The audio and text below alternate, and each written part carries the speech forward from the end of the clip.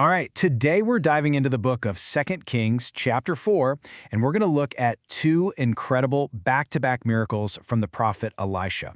And they show us something really powerful about God's ability to provide in ways we can't even imagine. So what's so interesting here is how the story pivots. Right before this passage, Elisha performed this really personal, intimate miracle. He raised a single child from the dead. But now, the camera kind of pulls back. The focus shifts from saving just one family to the survival of an entire community. It's a whole different scale. Okay, so our story kicks off in a place called Gilgal, and this place is just packed with history for Israel. But this place of incredible memory is now the backdrop for a huge crisis. And Gilgal, wow, what a place to set this story. You've got to remember, this was ground zero for Israel's hopes. It's the very first place they camped after God brought them across the Jordan River into the Promised Land. I mean, it's a symbol of new beginnings. But now, centuries later, Elisha shows up. And it's a completely different scene.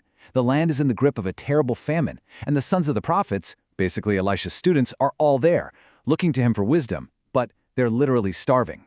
So in verse 38, the text uses this word, dearth. It's just a slightly older way of saying famine, a serious life-threatening lack of food. And in the middle of all this lack, what does Elisha do? He does something that sounds kind of crazy, right?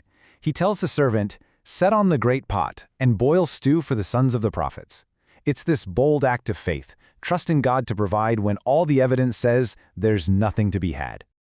Well, that act of faith immediately smacks right into a deadly problem. A desperate search for food goes horribly wrong, and that sets the stage for our first miracle.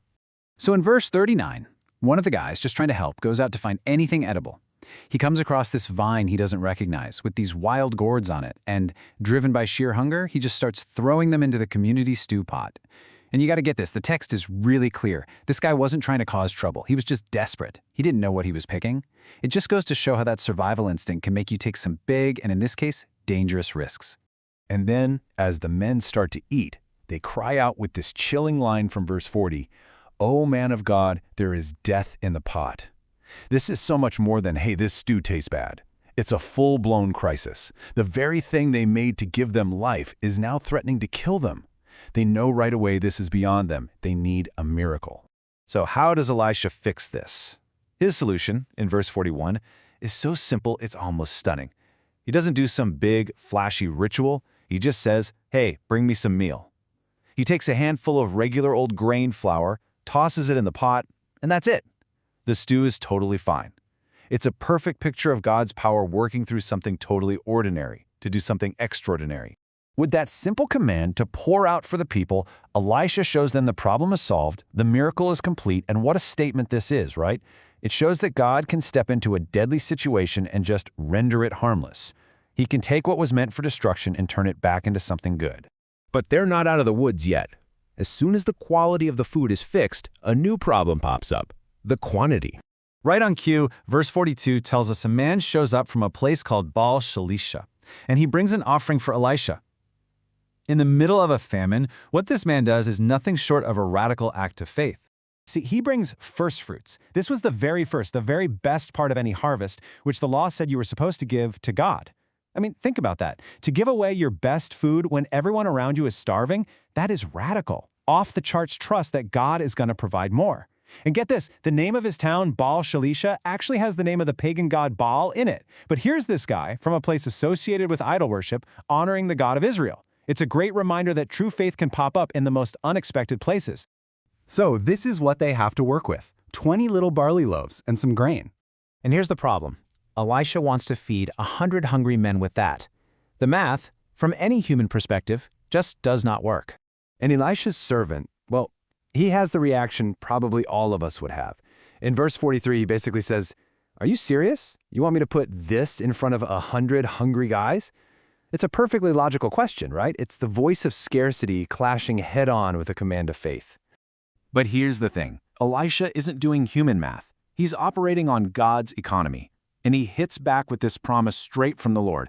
They will eat and have some left over. He's not just saying it'll be enough. He's promising it'll be more than enough. It's a clear command to choose faith over what your eyes are telling you. And that brings us to the amazing finish, where both of these stories come together in this really powerful conclusion. Verse 44 wraps it all up so simply, it's beautiful. The servant obeys, he serves the food, and everybody eats until they're full. And there are leftovers, just like God said there would be. And that little detail about the leftovers, that's everything. It's the proof. It shows that when God provides, it's not a just barely scraping by kind of provision. It's an overflowing, more than you need, abundant provision. So let's just step back and look at these two stories together for a second. It's such a cool pattern, right? First, you have a crisis of quality. The food is deadly poison, and God's solution is healing. Then you have a crisis of quantity. There's not nearly enough food, and God's solution is abundance. So at the end of the day, what this little chunk of scripture shows us is pretty huge. It paints a picture of a God who is right there in the middle of our survival, able to step in at any crisis. A God who removes death from the pot and multiplies bread in the famine. And I guess the question that leaves us with is, where are we still trusting our own math instead of God's promise of abundance?